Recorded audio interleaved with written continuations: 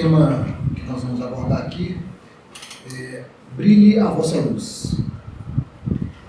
E para nós iniciarmos essa confraternização, eu gostaria de trazer um belo poema que Jesus nos presenteou, que Mateus nos trouxe, nos relatou em seu capítulo 5, que são as bem-aventuranças.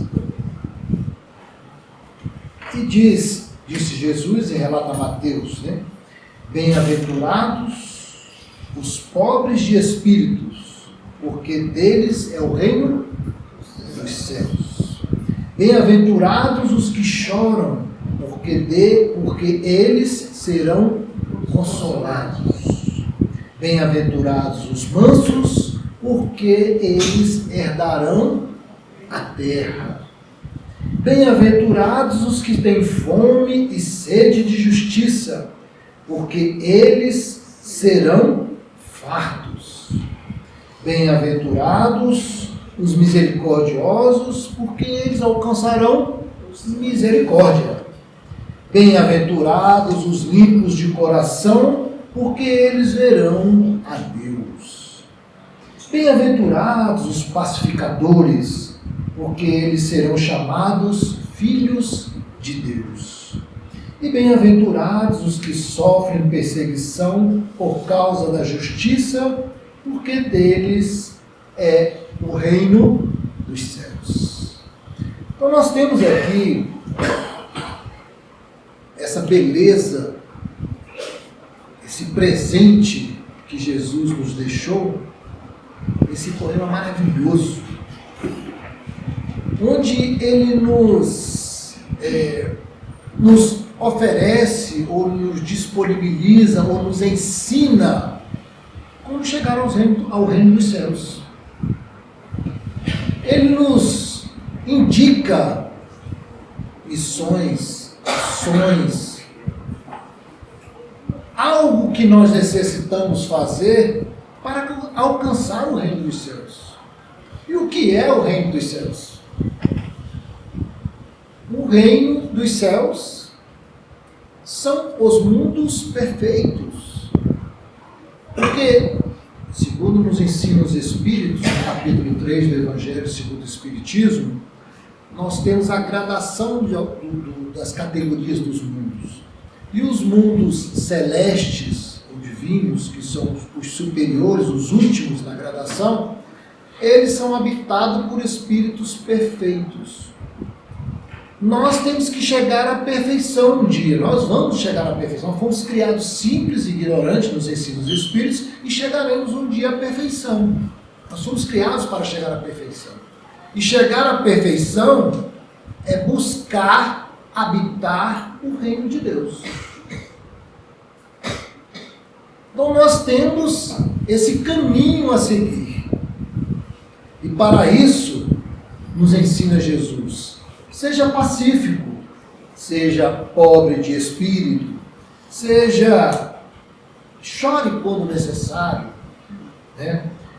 seja manso, seja misericordioso, limpo de coração, pacificador, e você vai sofrer justiça, vai sofrer perseguição, porque defende as causas do Cristo, o ensinamento do Cristo. Nós vamos passar por isso. Mas enfrentando todas essas dificuldades, ou passando, ou realizando essas ações, essas virtudes, nós alcançaremos o reino dos céus. Então esse é um poema trazido por Jesus e nos ensinando como caminhar. Mas logo em seguida, Mateus nos relata, e ele diz lá no versículo 13, diz o seguinte: vós sois o sal da terra. Então Jesus disse que nós, os habitantes, os espíritos encarnados e desencarnados também, que estamos aqui habitando a terra, nós somos o sal da terra. Nós somos o sal da terra. E ele continua, e ele disse, e Mateus registrou: E se o sal for insípido, sem sabor, né? Sem gosto, sem graça, né? Assim, quando a pessoa é muito sem graça, não é sem sal. É sem sal. Então, a gente precisa ser, não pode ser insípido, né? Sem sal. Se o sal for insípido, com que se há de salgar? Fala Jesus. Para nada mais presta, senão para ser lançado fora e ser pisado pelo homem. Olha. Então Jesus já diz o seguinte, vós sois o sal da terra. Mas você não pode ser insípido. Você não pode deixar de prestar o seu papel, que é salgar, é dar sabor às coisas. E como nós vamos dar sabor às coisas? Como nós vamos ser o sal da terra? Como nós vamos ajudar a salgar a humanidade? Cumprindo com o poema trazido por Jesus, que são as bem-aventuranças. Sendo pacífico, sendo manso. Nós temos que trabalhar limpo de coração, nós temos que trabalhar isso para alcançar o reino dos céus, para merecer alcançar o reino dos céus. E aí,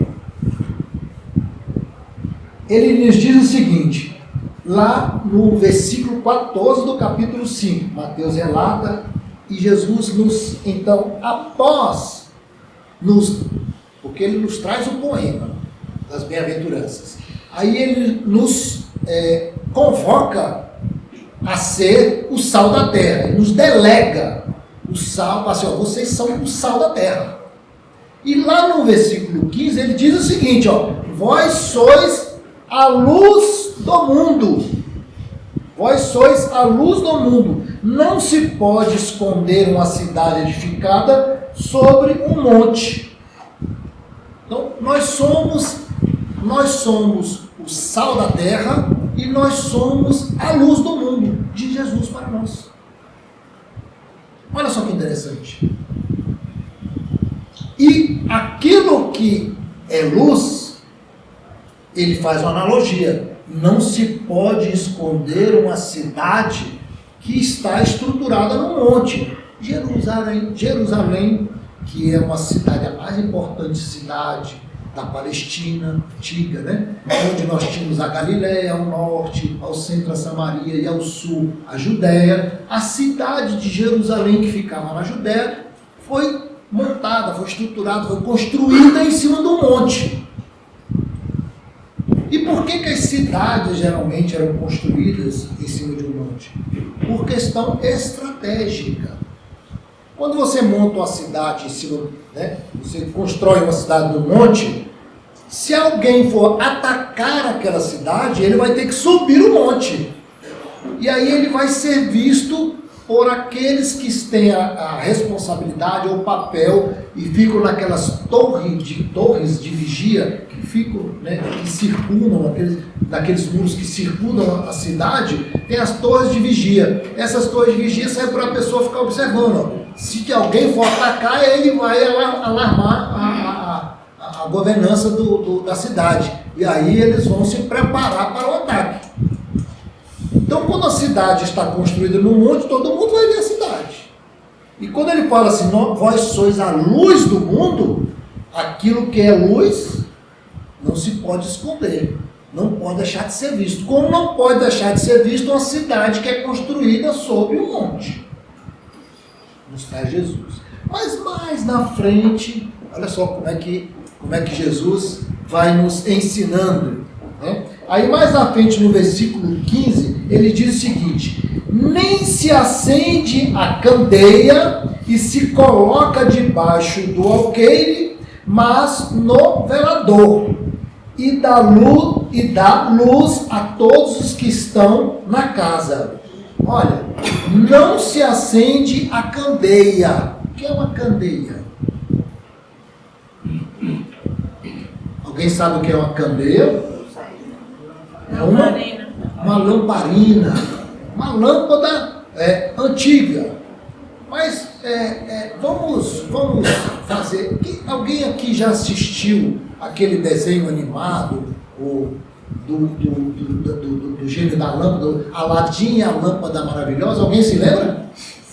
Se lembram do formato da lâmpada, como é que era?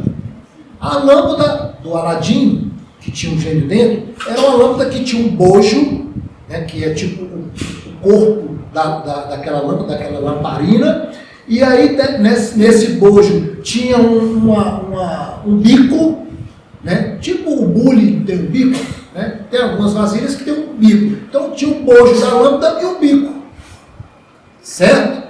Esse bojo se colocava o quê?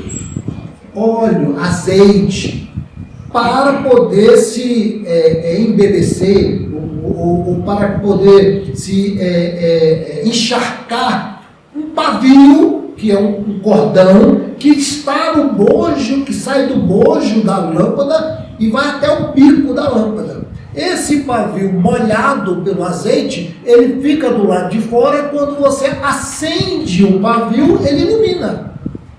Por isso que a candeia é uma lamparina, ou uma lâmpada da antiguidade. Isso é uma candeia. Mas Jesus diz o seguinte: não se acende a candeia e se coloca debaixo do alqueire. O que é alqueire? Alqueire que eu conheço, que a gente geralmente conhece, tem o alqueire mineiro, o alqueire goiano, o alqueire maranhense, que é o quê? Uma medição de terra. Né? Geralmente a gente conhece alqueire por isso. Naquela época, e ainda existe, né, um móvel chamado alqueire. Esse móvel era tipo um armário ou um baú, uma arca, que ficava na sala dos ambientes das pessoas. E esse móvel chamado alqueire, ele tinha esse nome porque a pessoa fazia a plantação, por exemplo, arroz, né, feijão, grãos, fazia a plantação numa certa medida de terra, que equivale a 100 metros por 100 metros, né? E essa medida de você colocar 100 por 100 metros, né? 100 metros quadrados, certo? Daria o equivalente, porque pode ser também 10 por 1 quilômetro, 10 metros, 10 metros por 1 quilômetro, dá também 100 metros quadrados. Isso, o que for plantado numa região desse tamanho, e a colheita que for fruto daquilo ali, os grãos, que encher aquele móvel, aquilo é equivalente ao móvel chama alqueire, porque acolhe um alqueire de terra, grãos da colheita de um alqueire de terra, por isso que o móvel chama alqueire. E aí Jesus falou: não se acende a candeia, que é uma lamparina, e se coloca debaixo do alqueire, que é um móvel, né? E que era um móvel importante, ficava na sala, mostrava, aparentava para os visitantes, assim: olha a colheita dele, como foi farta. Era uma questão de honra que a pessoa mostrava. Hoje pode ter um carro novo.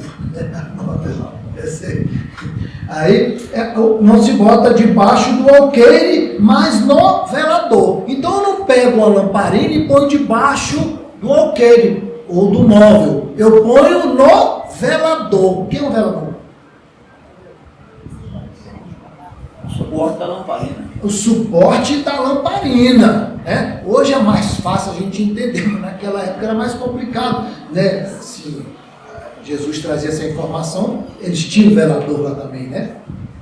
Talvez aqui quem é do interior conheça melhor essa situação. Quem é da capital aqui, né, que não morou, talvez tenha mais dificuldade. Mas o velador, quando você constrói uma casa, vamos supor que esse ambiente aqui é uma casa, aí você tem as paredes da casa, né, às vezes de tijolo ou de barro, no interior é muito barro, é muito comum, e você tem o telhado da casa. Então você tem uma estrutura de madeira, né, para poder apoiar o telhado. Antigamente se fazia de palha, mas hoje em dia se tem a telha. Então você põe caibro, você põe ripas para apoiar a telha ou a palha ou o telhado da casa. Só que se você for uma casa muito grande e o telhado for muito largo, ele pode selar ou afundar e quebrar. Então eles põem uma coluna ou um tronco, né, madeira, no meio, da casa, no meio da sala, que era um ambiente, um dos maiores ambientes da casa, para poder sustentar aquela tesoura, aquela estrutura de madeira que suportava o telhado, que suporta o telhado. Esse tronco, como ele era bem estrategicamente colocado na casa, ele subia ali na sala, ele era bem colocado, e aí se você bota uma prateleira, né, uma madeirinha ali naquele tronco, ele vai e bota a candeia ou a lamparina em cima dessa prateleira, que está no ponto bom na casa, no ambiente da casa, ele tem condições de iluminar toda a sala ou toda a casa. Porque está no velador. Chama velador. E aí Jesus, não se acende a candeia, a lamparina, e não se coloca se coloca debaixo do alqueire, mas no velador. Por quê? Colocando no velador, ele dará luz a todos que estão na casa. Entendeu? Sim. Mas entenderam a mensagem de Jesus? Não.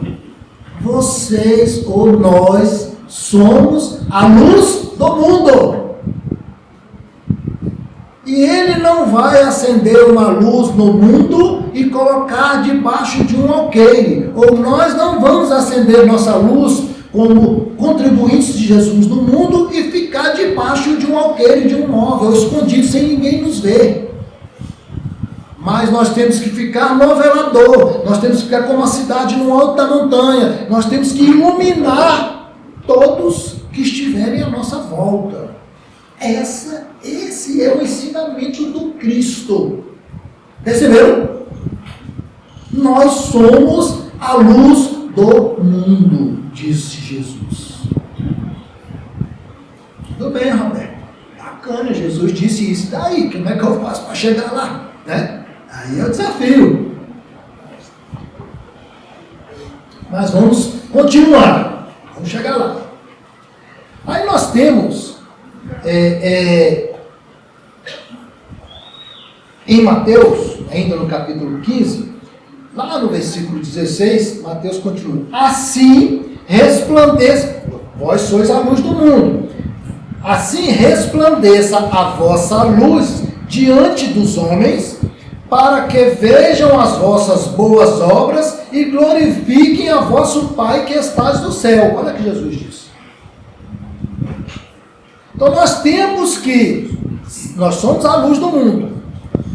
Nós temos que ficar no velador, não podemos ficar no alqueire, debaixo do alqueire. Então, resplandeça a vossa luz, ou brilhe intensamente a vossa luz diante dos homens. Nós não somos o sal da terra? Nós não somos a luz do mundo? Se nós somos o sal da terra, nós temos que temperar a humanidade. Temperar a humanidade é fazer o papel de luz do mundo, mas, olha como ele diz aqui, diante dos homens.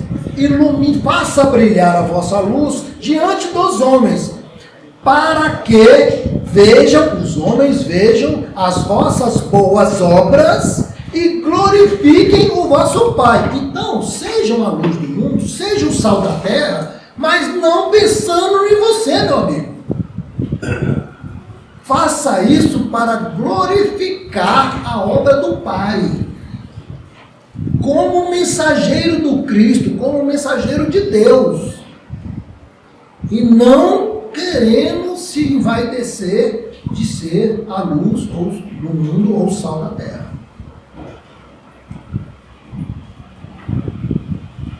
E aí Jesus, nos diz, mas eu gostaria de lembrar, se a gente vai ser aqui, fazer resplandecer a vossa luz, nós temos uma casa como o André Luiz. Olha só que maravilha essa casa. Uma casa, olha aqui, um salão desse repleto de trabalhadores, tem alguns que estão aí pela internet acompanhando, mas quanto trabalho, é uma das maiores casas, não só de Brasília, como do mundo, o Centro Espírita André Luiz. Porque a gente, nós já andamos por alguns países, algumas alguns lugares, inclusive fora, não só no Brasil, mas como fora também, e aí você verifica que as casas espíritas não têm tamanho muito grande, são pequenas, tem muitas condições. Então o André Luiz tem um papel importante. E nós que estamos aqui dentro do André Luiz, trabalhando, olha, evangelizador, aplicador de paz, facilitador do estudo sistematizado, ajudar na parte da mediunidade para o seu trabalhador se capacitando. Nós temos diversas atividades de assessoramento administrativo na área da contabilidade, na área da saúde, pode se ajudar, na costura, né, Zé? Na costura. Quer dizer, nós temos várias atividades no André Luiz onde nós podemos fazer resplandecer a nossa luz e começar a mostrar o nosso potencial e a nossa contribuição para o Pai, glorificando o Pai. É isso que o Cristo quer que nós façamos. Ok? Então, oportunidades existem. Nós é que temos que saber aproveitar. E aí no João capítulo 8, versículo 12, ele nos traz o seguinte: Jesus disse: eu sou a luz do mundo. Olha só. Jesus falou: vós sois, brilhe a vossa luz. E ele diz: eu sou a luz do mundo. E ele confirma lá em Mateus, no capítulo 9, versículo 5, ele diz: enquanto estou no mundo, sou a luz do mundo. Então Jesus é a luz do mundo. E ele nos disse: olha, eu estou convocando vocês para que brilhe a vossa luz agora. Nós já temos exemplos de alguns que fizeram brilhar a luz? Sim ou não? Sim. Por exemplo, Chico Xavier, né? Entre os espíritos, Chico Xavier, muito conhecido. Gandhi. Divaldo. Madre Teresa. É isso? Irmã Dulce. Nós temos vários espíritos que são luminares. Criaram a sua própria luz e brilharam a luz que eles criaram, que eles desenvolveram. Então, é possível fazer isso? Vai falar de Jesus uma coisa, ele diz que ele é a luz do mundo. Mas nós não somos Jesus, ele é um espírito superior, ele é um espírito perfeito. Já alcançou o reino de Deus, o reino dos céus. Bacana. Mas Chico Xavier, né, desenvolveu como espírito e chegou num ponto em que ele fez brilhar a própria luz, como os outros que nós citamos aqui, Buda e Madre Teresa, Irmã Dulce, entre outros. Então, é possível fazer isso? É possível, gente. Não tem nada de distante. Está dentro da nossa realidade. Então, o Cristo falou: enquanto eu estiver no mundo, eu sou a luz do mundo. E ele diz o seguinte, que a gente tem aí, né, esses luminares, e muitos de nós gostamos de surfar, né, para usar a palavra do jovem, surfar na onda daqueles que já fizeram a luz. Quantas pessoas cresceram ou aglomeraram Pedro Leopoldo, depois de Uberaba, por causa do Chico Xavier? Quantas pessoas? Quantas pessoas estão lá no Pau da Lima, na Bahia, por causa do Divaldo Franco? Essas pessoas estão, né, buscando ou ali surfando na onda daqueles que já desenvolveram a própria luz. Mas o Cristo não pediu para a gente ir na luz do outro. O Cristo pediu para nós fazermos brilhar a nossa luz.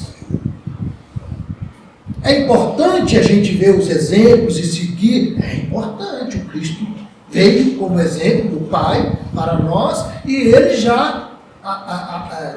desses vários que nós citamos aqui, nós temos aqueles que estão como exemplos para nós. E nós podemos chegar lá. Certo? E aí, o Emmanuel, no livro Vinha de Luz, na lição 160, chamado Filhos da Luz. Ele diz o seguinte: os filhos da inquietude trazem aflição. Os filhos da tristeza trazem desânimo. Os filhos da irritação trazem cólera. Os filhos do coração endurecido trazem a desconfiança. Porém, os filhos da Boa Nova, os ensinamentos do Cristo, os filhos cristãos, os filhos que são seguidores de Jesus, são filhos da luz. Então, quando nós conseguirmos começar a praticar, a buscar e a seguir os ensinamentos de Jesus, nós nos tornarmos cristãos, nós seremos filhos da luz. Estamos chegando lá, né? Estamos chegando lá. Mas, nos diz aqui, Emmanuel, nos diz o seguinte: o filho da luz, ele tem um papel, ele esclarece, ele irradia, ele ampara, ele ensina, ele beneficia a todos sem distinção. E olha só que detalhe: não formula exigências para dar e espalhar alegria e também esperança. Então o Filho da Luz, ele beneficia as pessoas, ele irradia, ele compartilha as coisas boas, sem exigir nada em troca. Porque quando ele faz isso, ele irradia alegria, ele promove, ele busca dar esperança às pessoas, como Jesus fez conosco. E faz até hoje. Se nós somos filhos da luz, nós poderemos fazer isso, diz o Cristo. E nos traz em Emmanuel também. Agora ele diz o seguinte: Emmanuel diz: há uma necessidade básica para ser filhos da luz. É desenvolver a luz própria.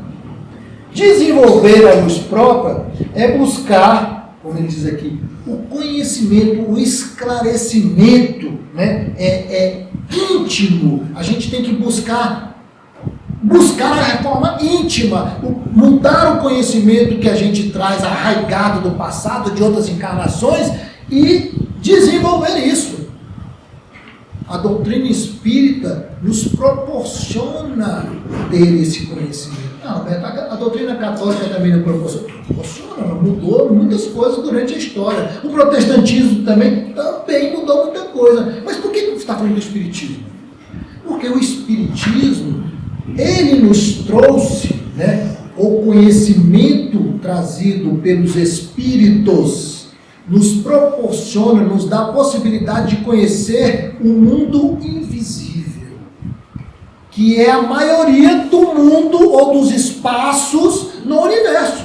O mundo material bruto, a matéria bruta, ela é minoria no mundo. No universo, se a gente olhar céu afora, nós vamos ver a imensidão que é. É matéria? É. Mas o que tem nessa matéria no plano espiritual? Invisível? Nós não sabemos, nós não sabíamos. Com a doutrina espírita, nós conseguimos entender o que acontece nesse mundo invisível. Inclusive porque os mundos superiores, inclusive onde aqueles que são perfeitos habitam, os mundos celestes divinos, aqueles que habitam já os mundos ditosos, felizes, são mundos superiores, esses mundos não têm a matéria bruta que nós temos aqui na Terra, essa matéria do mundo invisível. Agora, como é que nós vamos ter condições de habitar mundos superiores, alcançar o reino dos céus, se nós não conseguimos desapegar ou viver sem a matéria bruta, ou entender como se vive no mundo invisível, ou no mundo sem a matéria bruta? Então nós temos que desenvolver isso. E quem nos ensina o que? Primeiro passo, né? Quem nos ensina o que existe e o que não existe, o que é, o que não é, o que acontece, de onde nós viemos, para onde nós vamos, por que nós estamos aqui, como fazemos para chegar lá? A doutrina espírita.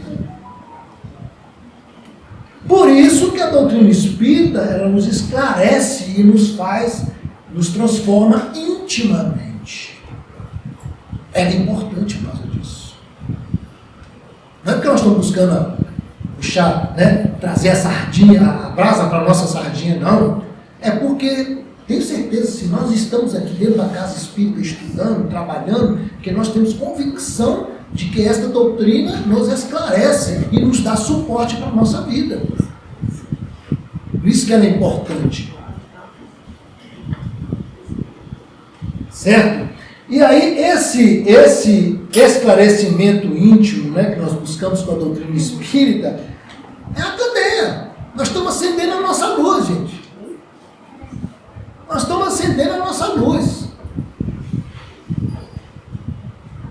E aí, o que a gente tem que fazer com a luz que a gente acende? Botar debaixo do alqueire? Nós temos que botar no velador. No velador. Emmanuel ainda nos diz o seguinte: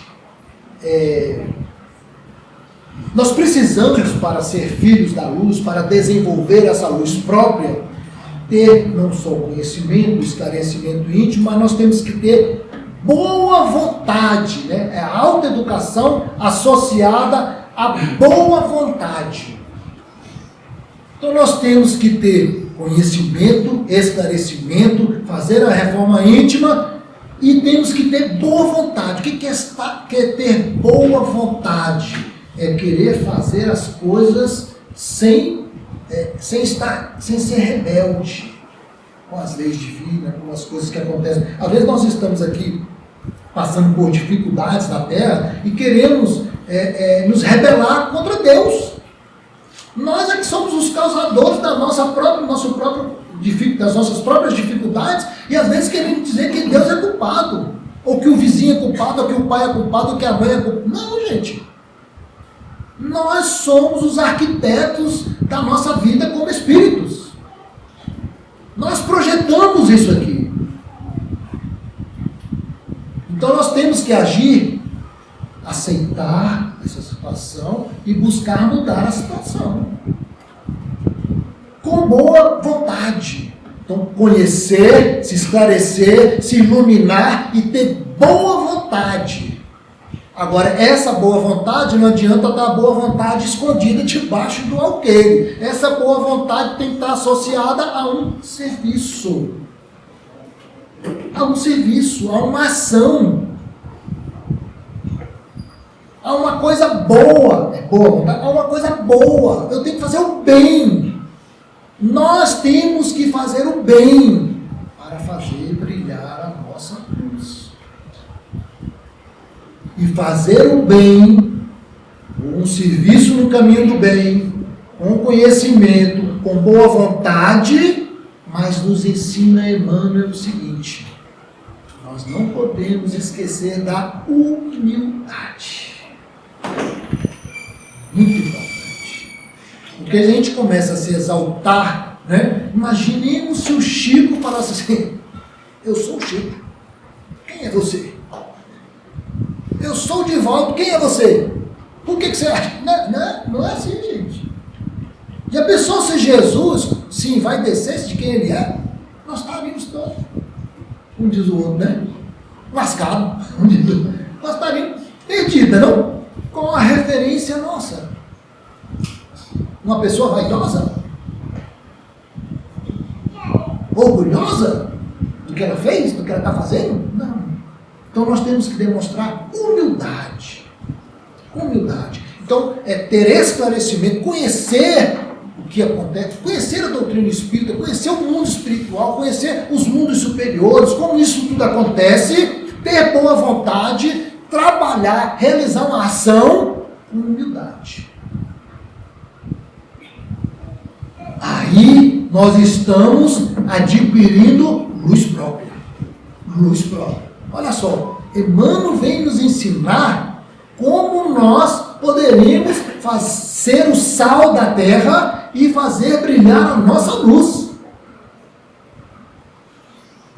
Olha como é importante isso.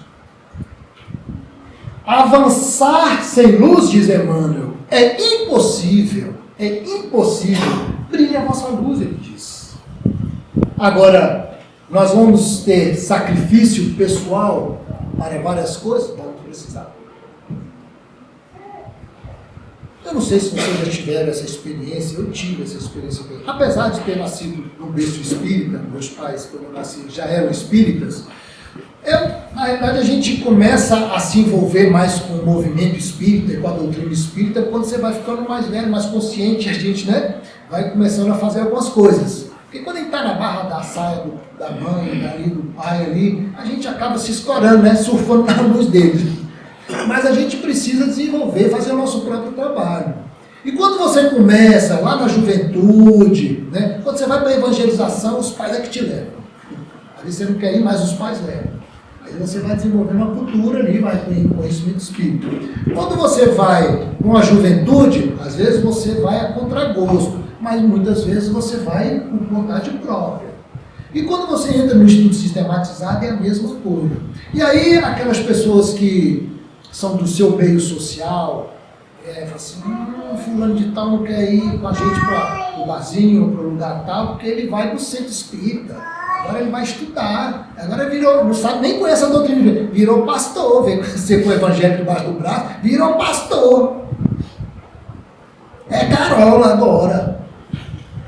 Você começa a ser visto de maneira diferente pelos seus colegas. E você naturalmente vai selecionando essas amizades. Acontece. Se você quer seguir adiante, acontece.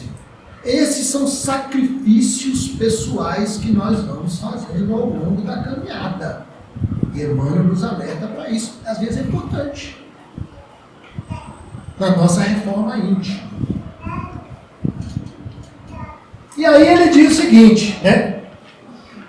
Falou dos filhos da luz, ele falou assim, no Caminho, Verdade e Vida, na lição 180, Emmanuel nos traz essa lição chamada Façamos Nossa Luz. Ele falou assim, olha, você é filho da luz, Cristo já nos ensinou, já disse isso. Agora, façamos a nossa luz. Aí ele fala que a angústia do nosso planeta, do planeta Terra, a angústia é a sombra, é a escuridão. São as coisas que estão, né, nos não permitindo o nosso desenvolvimento. Aí fala assim, é possível marchar, evoluir, desenvolver, valendo-nos de luzes alheias. Chico Xavier, Madre Teresa, é possível marchar valendo de luzes alheias. Todavia, sem claridade que nos seja própria, sem fazermos própria, padeceremos constante ameaça de queda. Porque os proprietários das lâmpadas acesas, Chico, Rival, Dante, próprio Cristo, podem afastar-se de nós, convocados pelos montes de elevação que ainda não merecemos. Desculpe, pelos nomes de elevação que ainda não conhecemos. Então, a gente quer surfar na onda do Chico, por exemplo. Chico estava aí, todo mundo se aglomerou ali, tal. Chico desencarnou, foi fazer o trabalho dele no plano espiritual. Ele tinha luz própria, ele tem luz própria, e ele levou a luz dele, deixou o rastro lá em Uberaba, lá em Coisa, deixou o rastro lá, mas a luz própria ele levou. E quem está surfando, ou estava surfando na luz dele, o que aconteceu? Ficou sem chão. Se ele não sabe o que fazer, cadê o Chico? Né? Ficou sem chão. Divaldo, está lá. Né? Muitas pessoas estão ali. Mas se você viver em função do outro, não desenvolver a luz própria, quando ele partir, for chamada para outras missões, o que nós vamos fazer? Nós temos que buscar desenvolver o nosso trabalho. Então, é indispensável organizar o santuário interior e iluminá-lo. Porque o dia que eles forem embora, nós estamos preparados. Em meio de grande noite, é necessário acendamos nossa luz. Sem isso, é impossível encontrar o caminho da libertação, nos diz Emmanuel, nos ensina Emmanuel. Mais na frente, no livro Vinha de Luz, capítulo 162, Emmanuel nos diz e nos fala da luz inextinguível. Então vejamos, Cristo nos trouxe o poema das bem-aventuranças. Se você agir assim, você está no caminho certo.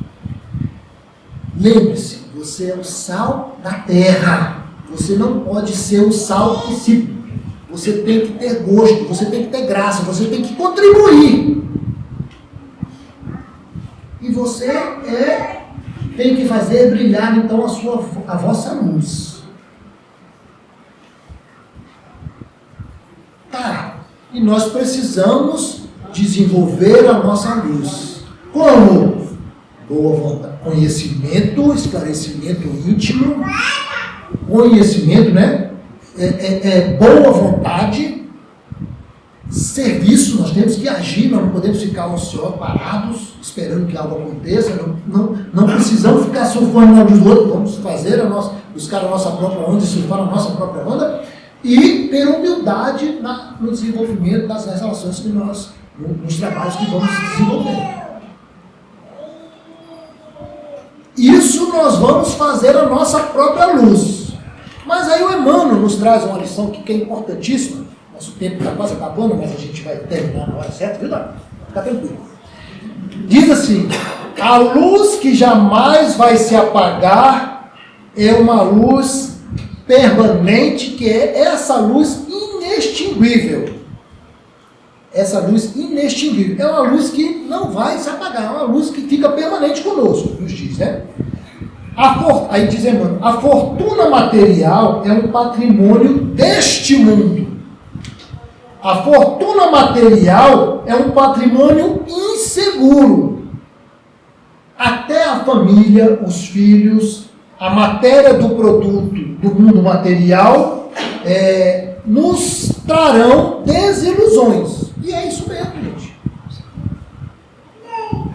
Mais cedo ou mais tarde, o pai, a mãe, o filho, né, eles nos trazem desilusões.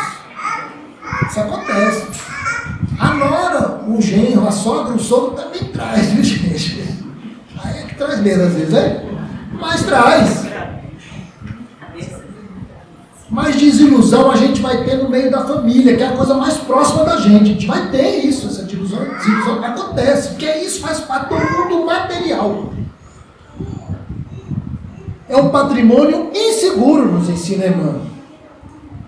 A luz baseada no mundo material é extinguível. Se extingue, não é permanente.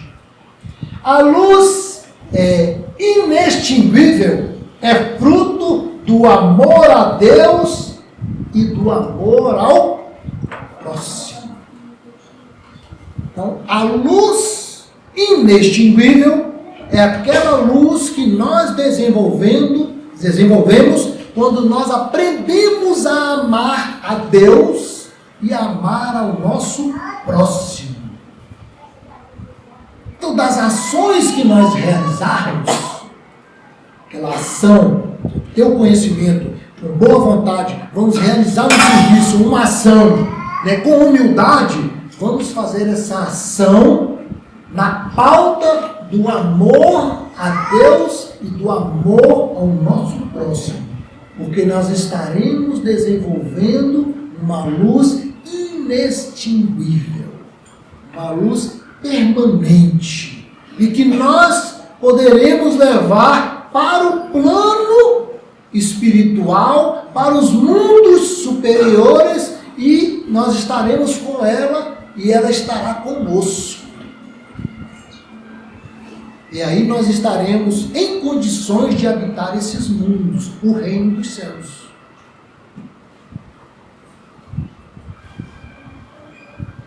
Então, meus irmãos, a prática do amor, né, diz assim, a prática do amor é o quê? É a caridade.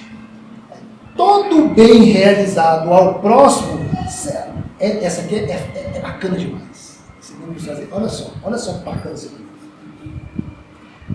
Todo bem realizado ao próximo, então, assim, a luz inextinguível é aquela que é fruto do amor a Deus e o amor ao próximo. Aí diz assim, ó, todo bem realizado ao próximo será nosso advogado onde nós estivermos.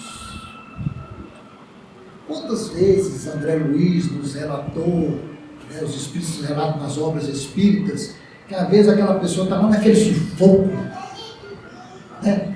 Lá no umbral, passando por dificuldades ali, aquele sofrimento, que foi mal, o espírito foi ignorante, ele fez muito mal às pessoas. Mas um dia na vida, ele fez um bem a uma pessoa. Lá no meio de 300 ações no mal, ele fez um bem, e aquela pessoa ficou agradecida. E ele está lá no umbral sofrendo. Aí aquela pessoa faz uma prece, puxa, aquele homem, eu nem sei quem é, mas me ajudou, que Deus possa iluminar, que possa amparar onde ele estiver, e tal, faz a prece para ele. Ele vai sentir um refrigério lá no umbral. Por quê? Porque nos diz Emmanuel, todo bem realizado ao próximo será nosso advogado, onde nós estivermos. Então, busquemos desenvolver a prática do amor a Deus e amor ao próximo, porque essa luz adquirida por nós, ela é inextinguível. E quando nós fizermos isso, nós estaremos amando a Deus e amando ao próximo, buscando colocar a nossa candeia, nós como candeia, colocar nós, fazendo brilhar a nossa luz no velador. E não colocando essa luz, esse potencial que o Pai nos deu, debaixo do alqueire. E estaremos fazendo o papel de sal, dando graça, dando gosto, fazendo com que as coisas se desenvolvam da melhor maneira possível na terra. A competência nos foi delegada pelo Cristo para que pudéssemos, então, um dia conhecer o reino dos céus. Então, meus irmãos, façamos brilhar a nossa luz. Jesus espera isso de nós. Que Ele nos abençoe hoje e sempre.